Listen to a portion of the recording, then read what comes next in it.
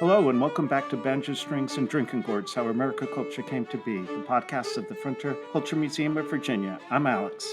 I'm Rachel. Today we are going to look at an event in history and discuss what did not happen. Yes, we are going to do a counterfactual and ask a question: could the British have won the Revolutionary War? Yet before we go down this track, we have to answer, what is a counterfactual? Alex, what is a counterfactual, and why are we doing a podcast on something that didn't happen? A counterfactual is, and this is a definition from the Cambridge Dictionary, is, quote, something such as a piece of writing or an argument that considers what would have been the result if events had happened in a different way to how they actually happened, unquote. Now, I'll admit, this is silly, as the events we are about to discuss did not happen, but sometimes thinking of what could have happened help us to understand better why events did happen. Where counterfactuals are useful is answering the question if an historical event was world-changing or not, whatever that means. Often historians will use counterfactual thinking in deciding how significant a battle was in determining an outcome of a war. Often the outcome of a world-deciding event by a battle was not, as the war was trending in a certain way right from the get-go. But the big thing about counterfactuals, it is a fun way of discussing history, and it is great to debate among coworkers. I will admit it can lead to interesting discussions, and I admit it can be helpful, but more so when the information is not complete. I tend to think of this as speculative reasoning, but when we have complete information, I prefer to focus on what did happen and why. Now, before we talk about the main topic, do you have an example of an event using counterfactual reasoning that would result in a very different history than we have at present?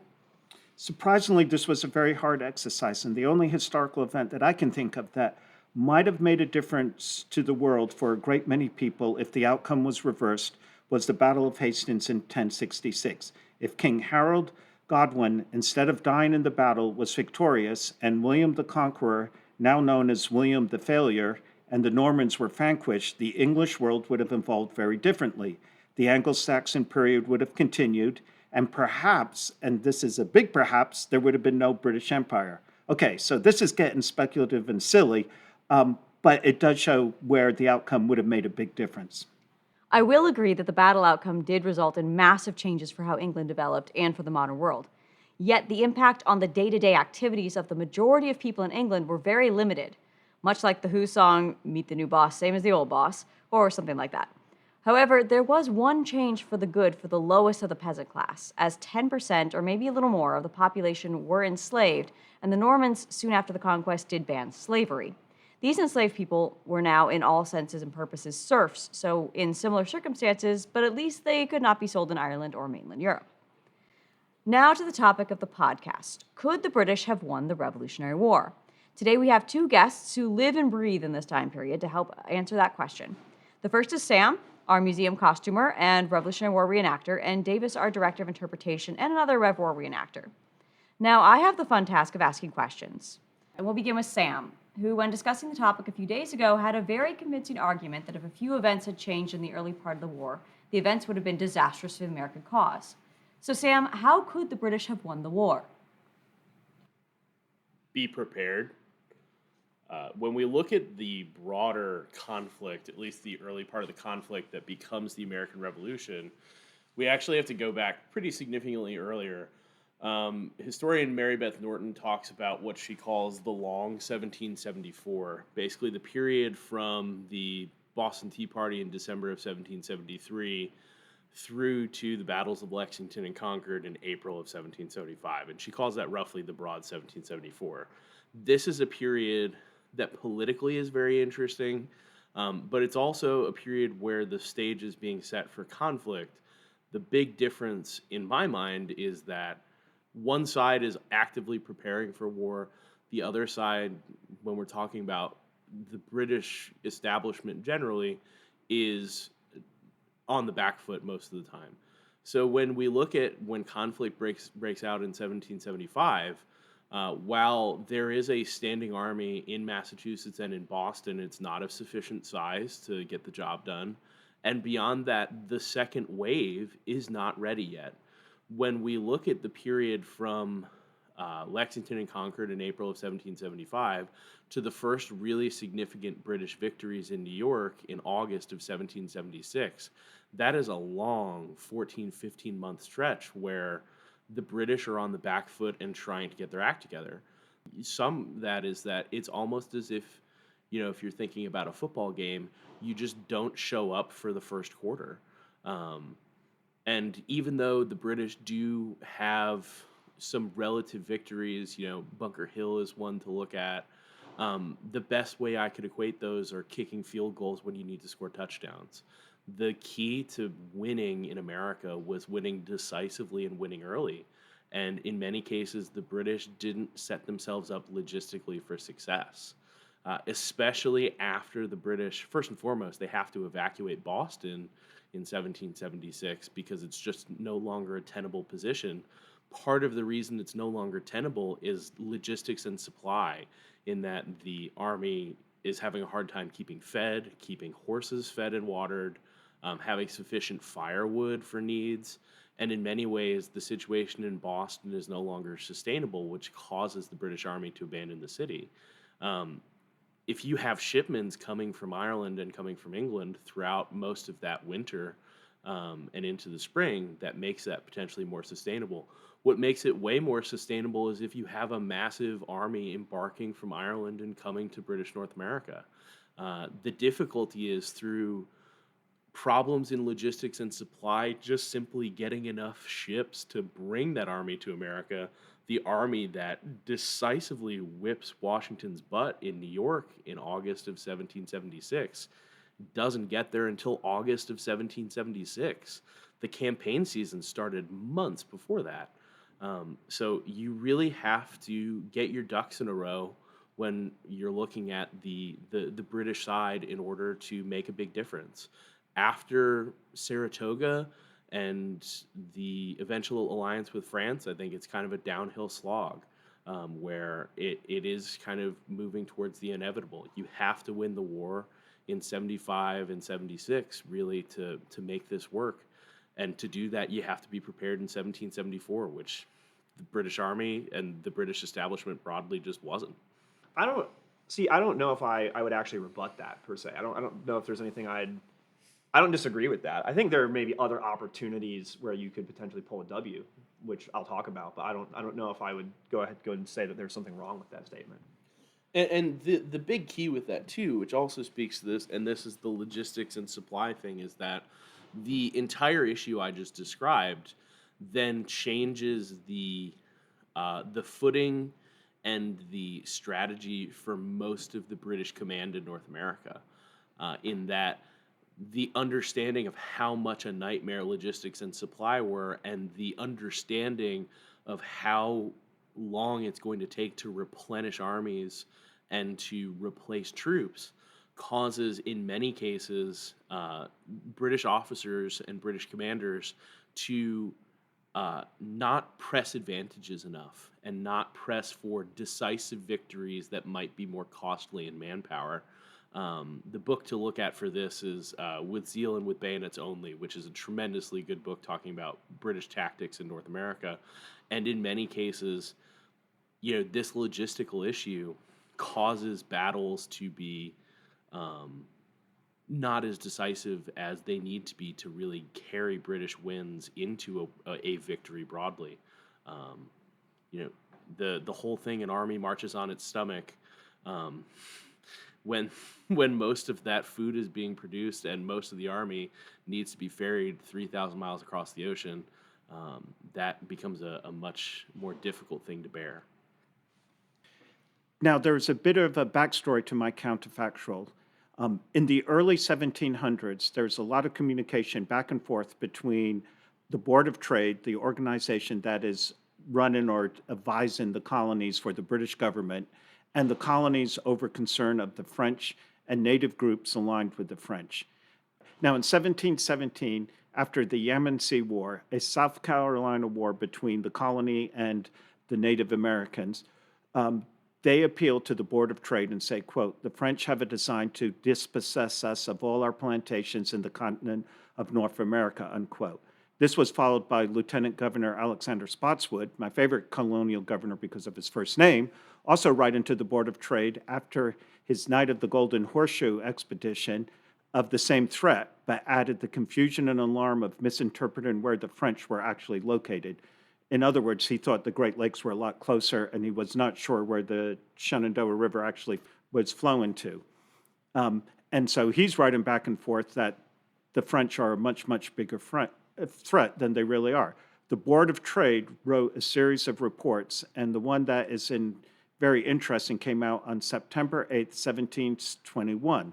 This is a report where the Board of Trade recommends settlements beyond the mountain ranges, for example, the Blue Ridge Mountains, as a way of protection. It also tries to get all the colonies to work together as a unit rather than individually. And this report also suggests that they should be a Lord Lieutenant or Captain General be appointed to run the colonies, and that each colony should send 2 members to be part of the Privy Council for this. And overall, the report was trying to get an imperial vision for all of the colonies.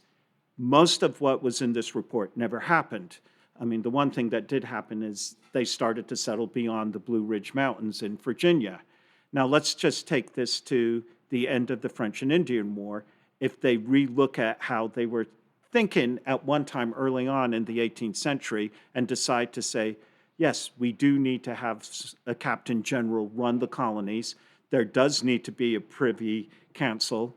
But on top of it, there also needs to be a parliament.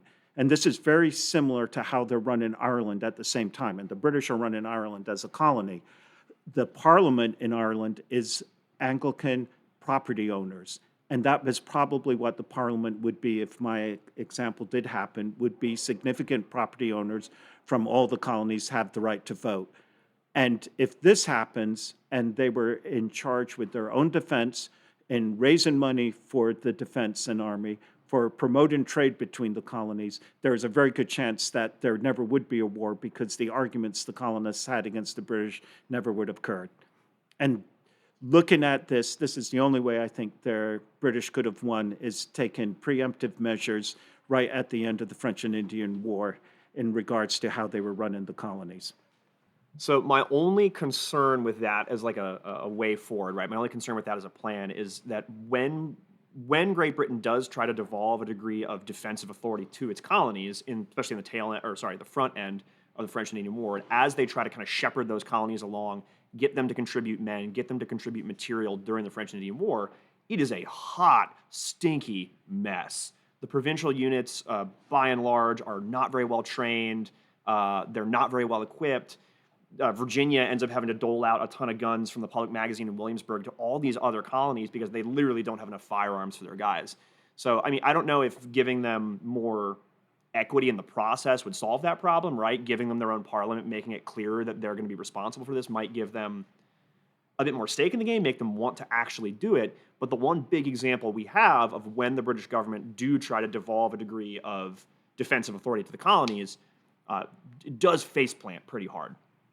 And now we get into silly reasonings for things that never did happen. And I can see Davis's point, but my hope on that is that if they did have that parliament and they did have that responsibility, they would take it much more seriously. And because they have a parliament who is in charge of raising funds, that perhaps something like this would be well funded and they wouldn't have the issues that Davis was just discussing.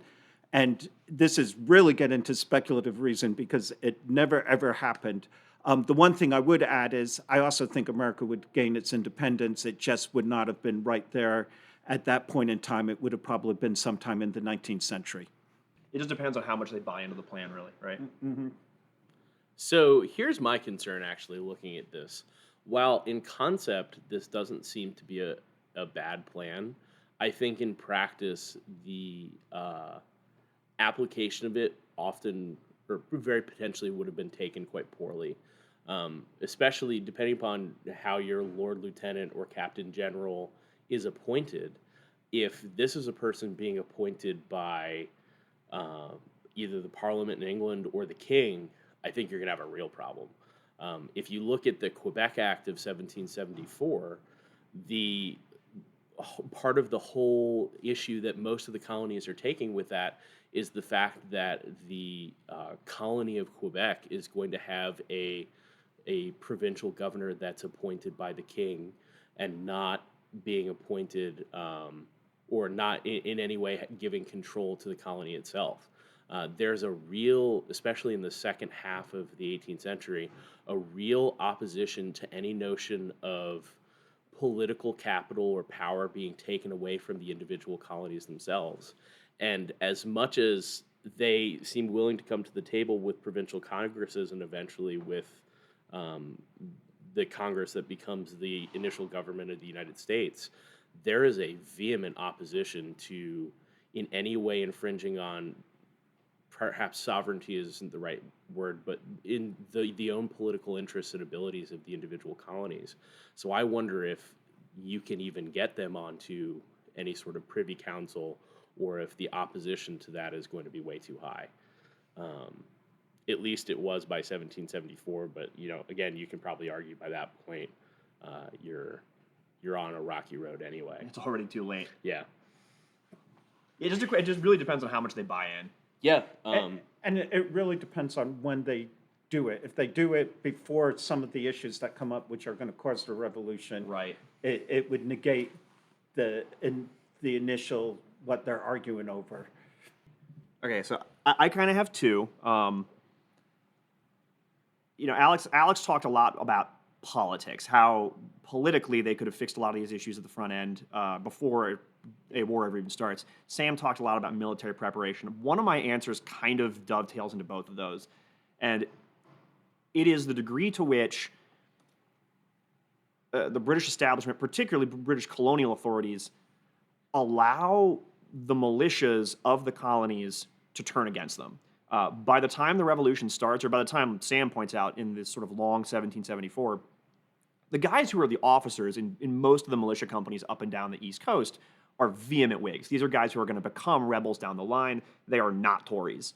Yes, you do have exceptions to that rule. You have places like Norfolk, Virginia, that are kind of hotbeds of loyalists and have their own relatively loyal militias, but they are absolutely the exception to the norm.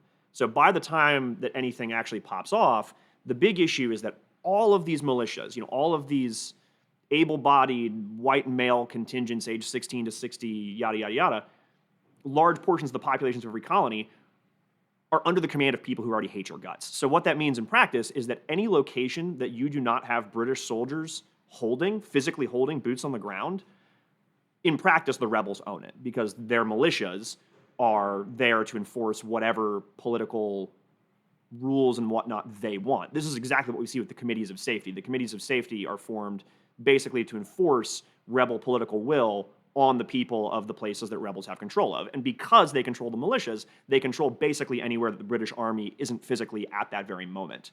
And so it makes it very, very difficult for loyalists to operate functionally and to be able to muster troops, to be able to contribute resources to the war effort. Sam points out the logistical mess that is shipping men and material across the Atlantic. Imagine if they didn't have to.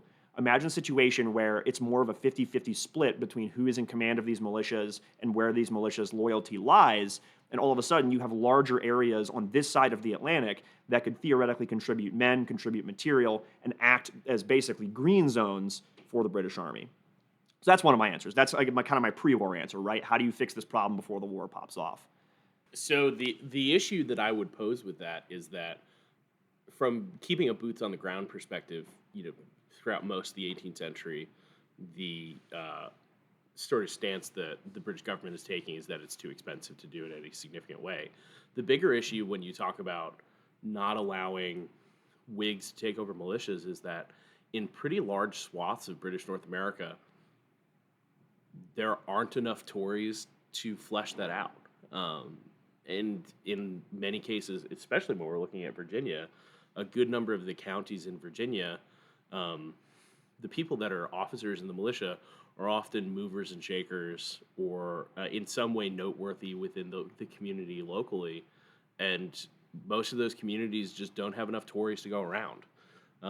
So even if you were trying to, if you're, say, the lieutenant governor of Virginia, make a concerted effort to not allow your appointments to the militia to be heavily Whiggish politically, I think there's so many that are already off-center or politically leaning that way that you're probably going to have a hard time fleshing your militia officer corps out without doing that.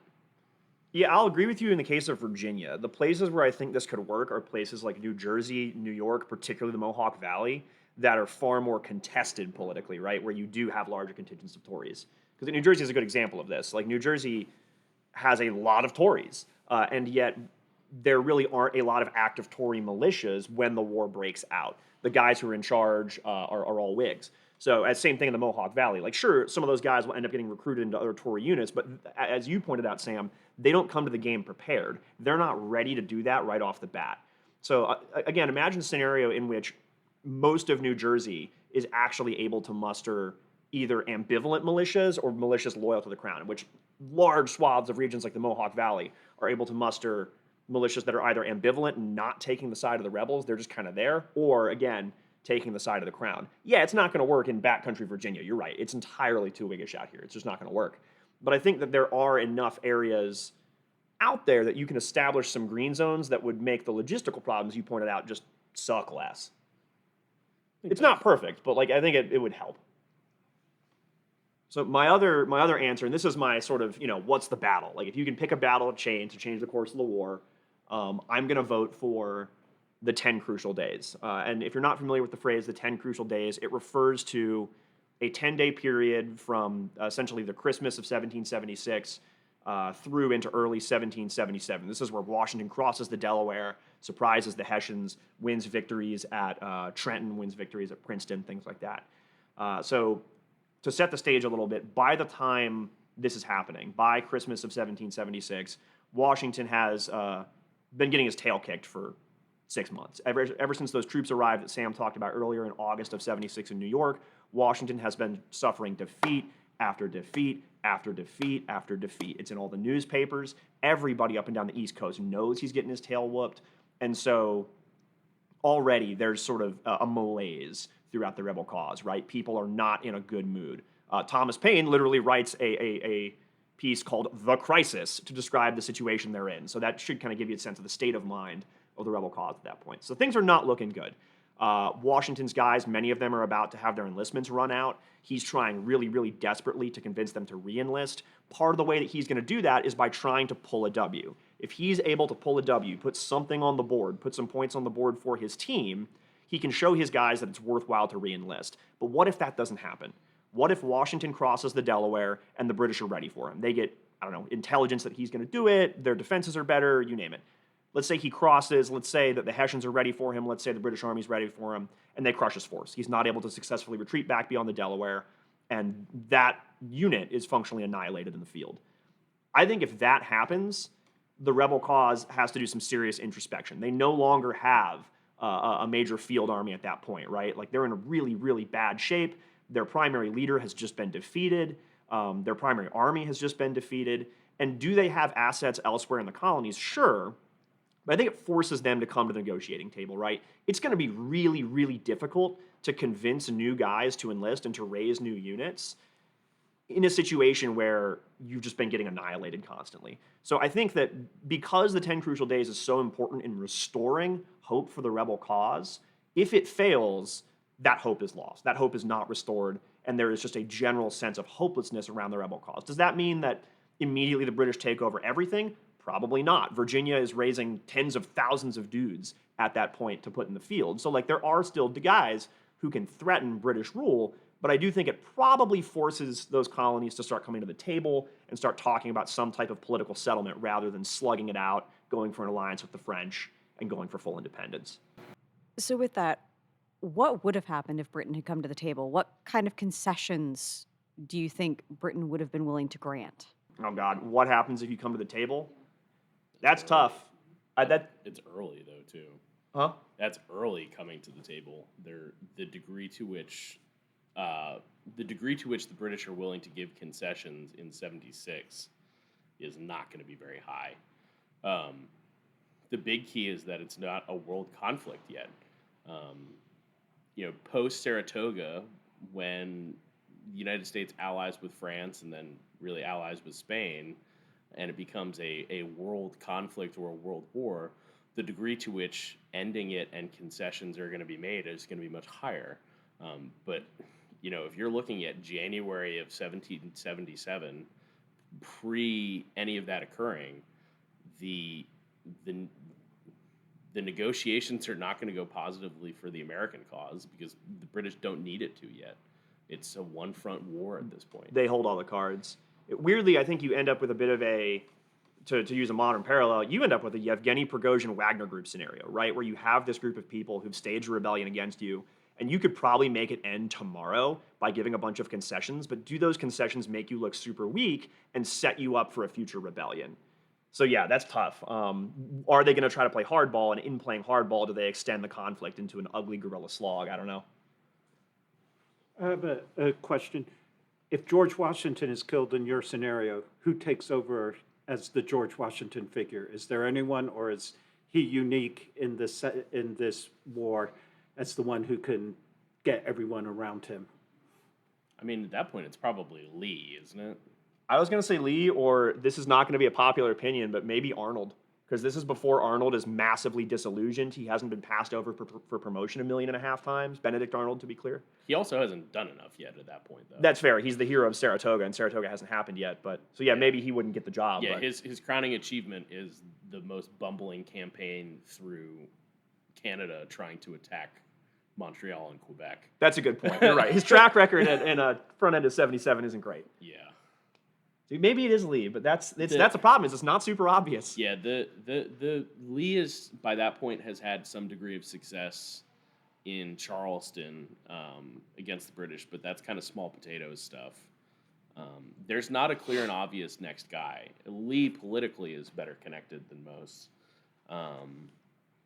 Just for the sake of the microphone, which Lee are we talking about, Sam? I don't remember. Light Horse. Yeah, Harry Lee. Yeah, that guy. Not Robert E. Just to be clear. Yeah, he's not alive yet. Wrong century. Yeah, there's not a clear and obvious next guy. There are aggressive figures that you'd like to take command. Daniel Morgan would be super interesting, but I don't think he has the clout at that point to command in the way that he will later on in the South. Is it Washington himself? Is it his personality just being Washington? Does that make a difference? No, because Washington's personality is pretty vanilla. Washington is a guy who manages to keep a lot of stuff together through a certain degree of, I would kind of estimate calm, and he in many cases, and this is not a popular opinion, in many cases I would use the soccer term, he's a caretaker manager, in that he is able to keep the team going. But I don't know that Washington is the dude that's going to make you want to run through a brick wall, and I don't think he ever is. That being said, his lack of wanting you to run through a brick wall also means that in many battles, the Americans aren't overextending to the point where you have drastic blunders quite so much.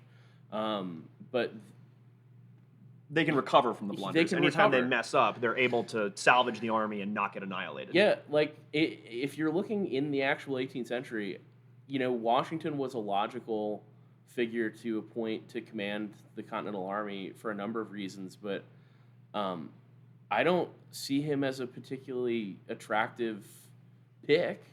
But he's a stable pick. He's a guy who can keep the ship afloat.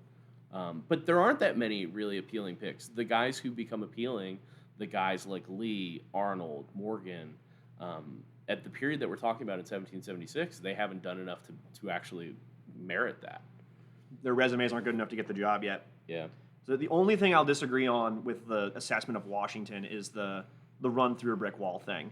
I would argue that Washington understands how to get in guys' brains better than you're necessarily giving him credit for, and I think the 10 Crucial Days is a great example of that. Like, the 10 Crucial Days strategically is not that big or important of a win, but he understands that by putting those points on the board, he can convince his dudes to re-up and embrace just insane levels of misery. Like, these guys they don't have shoes, they don't have adequate clothing, they're half starved, life sucks for these guys. And he figures out a way to convince these guys to continue to embrace that suck with him. And if that's not the sign of somebody who understands the leadership of men, I don't know what is. I'll agree with you that he's not a brilliant tactician. I'll agree with you that he's probably not like the most fun dude to drink a beer with in the 18th century or super gregarious or any of that stuff. but I do think he is quite successful at keeping the sort of mental momentum of his army going, despite some really brutal situations. Alex, anything to add to that? No, you guys are brilliant. That I thought that was excellent, that discussion right there. Is it the geographic distance, that ocean divide, that's really causing for Britain just not to be able to get in front of any sort of rebellion, any sort of even the earliest inklings of rebel spirit? Maybe you end up with a situation where, like Alex said earlier, does America become independent at some point? Almost definitely. Best case scenario, I think you end up with a Canadian independence movement, right, where it's a nonviolent move towards independence. Britain manages to hang on to a lot of its colonies for a long enough time that there probably is some kind of way to sort of bridge that oceanic divide and keep them on side. Maybe it's using some of the techniques that Alex talked about earlier, giving them their own parliament, devolving some degree of authority. Maybe not. Then is it truly just a factor of the lack of technology, the fact that correspondence is so very, very slow? Was there any way, given the technology of the time, to get out in advance of any of this and prevent the revolution from ever even happening? I think that's why the autonomy is so important. So is there any way, given the issues of correspondence, for them to keep their fingers on the pulse? You have to have really good British government authorities in North America to deal with problems as they arise. If you try to govern every little thing from London, you're going to face plant. It's not going to work. You have got to devolve authority to the people on the ground. And that's going to mean giving probably greater autonomy to the colonies, as Alex pointed out. It's going to mean being really particular about who your royal governors are, or what did you say, governor, captain, whatever that position was you described earlier? Captain General, but... And I would argue on that one is that the English had the wrong prime minister at that time. Isn't it Lord North who is the one who's in charge, and the one who would have been more conciliatory is, is it the older Pitt? Pitt, yeah. And if those two had switched, that Pitt was in charge right at the beginning, perhaps there might not have been a Revolutionary War. I would equate it in many ways very similarly to the organization and governance of the United States. In spite of the fact that the capital of the United States is in Washington, D.C. and on the East Coast, there's not a sense of disenfranchisement from California, Washington, Oregon, so on and so forth. Part of that is the technology and infrastructure we have, but part of it is also not treating new additions as intensely provincial, at least not in the recent past. The way you prevent this conflict from occurring is stop treating colonies as colonies. The entire British colonial system at this point in time is this notion of producing raw materials for the mother country, shipping them across the Atlantic, where British industry is going to turn them into finished goods and sell them back, and keeping the entirety of the sphere of influence and control centered in London. It's not efficient. If you want this empire to be an empire, to a certain degree, you can't look at every colony in North America as just a producer of raw materials and raw goods. You have to, in the way that Alex is saying, accept a certain degree of provincial government and probably try to centralize that in a location that makes sense. But you also need to put the capital into developing North America as more than just a place where you go to get stuff.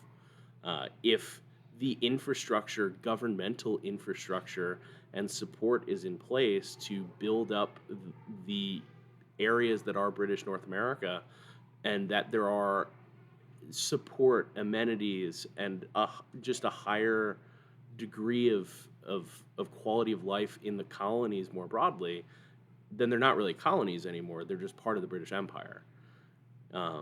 That's the key with this. And for a period of time, the phrase "the sun never sets on the British Empire," well, it has, and a big chunk of that is that they never stopped treating colonies as colonies. If you want to keep the land, you have to develop it. There's a lot what Sam just said, but there's not enough time.